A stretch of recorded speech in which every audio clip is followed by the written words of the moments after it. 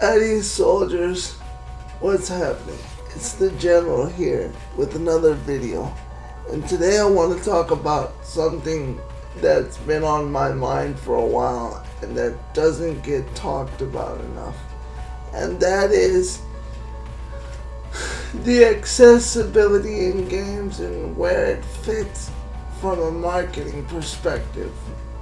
I've always found it a bit incredible with how much money goes into the marketing in a game, and why is it that when so much time is spent in marketing a game that not a single bit of that goes towards marketing accessibility?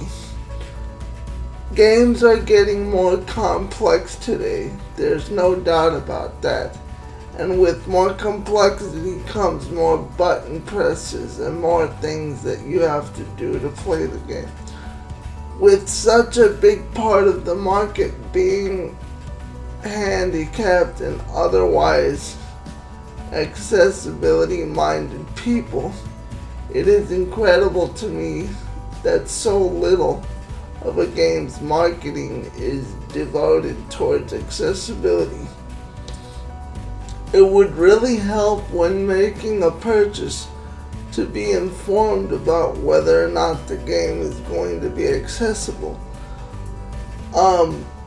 Right now all we have to go on pretty much is whether or not the company that's making the game has made a game accessible before in the past, and then that's what we use as a jumping off point to help us determine whether a game is going to be accessible. And that doesn't really cut it. It would really help to know whether a game is going to be accessible before we buy the thing. It would really help not to have to find out afterwards whether or not it's accessible. And it's a shame that so many people have channels and that this isn't even covered. Ghost of Tsushima had been out for a week before we even found out whether or not it had accessibility options. In terms of The Last of Us Part 2, I knew it was going to have them because Naughty Dog has made it a habit of making their games accessible. But this is exactly the point of this video and even of my channel. Why is it that before a game's release we get to the point where we know almost everything about the game but nobody talks about accessibility? It's not fair. So, in other words, what happens is, if we want to find out whether or not a game is accessible, we have to spend $60 on it. And the whole purpose of finding out whether or not a game is accessible is so that we can avoid spending $60 on it if it's not. But if we don't know before the purchase is made, how is that saving us any money? I used The Last of Us Part 2 in this video because The Last of Us 2 is literally the most accessible game I've ever played. However, you didn't hear anything about it leading up to release. And that's the point. Why is it that we always have to find out about accessibility after the fact? Ghost of Tsushima was one of the most anticipated games of the year, and yet I had to wait till after release to know whether or not I could play it, because as I said before, they didn't put out any information until a week after release, and even then there was only one video talking about the thing. That didn't make much sense to me, especially considering that it was a Sony exclusive and so many people were waiting for it. Another example, Cyberpunk 2077 which I will be getting because I know that CD Projekt Red has made games in the past that I don't have trouble playing. They have a crap ton of marketing material out for this game, showing countless minutes and sometimes hours of gameplay footage, and yet nowhere in here is there any mention of accessibility. They made a post on Twitter about a week ago saying that you could change the subtitle sizes, but I personally want to hear about more options besides subtitle sizes. Subtitle sizes are great, but accessibility entails a lot more than subtitle sizes.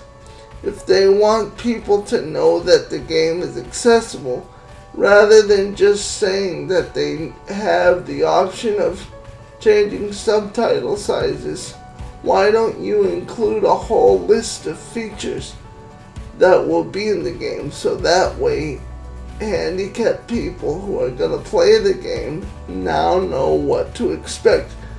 Because these are the kinds of things that disabled gamers look for. They know about the gameplay. They know what the game plays like. They want to know if this game is going to be accessible to them.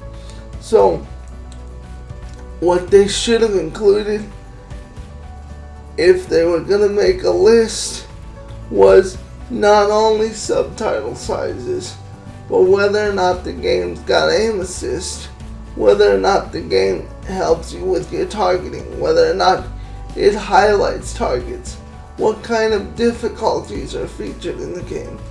These are things that they should have talked about. Thankfully, we know there will be accessibility options because they mentioned it, but it would have been nice to know to what extent those options go.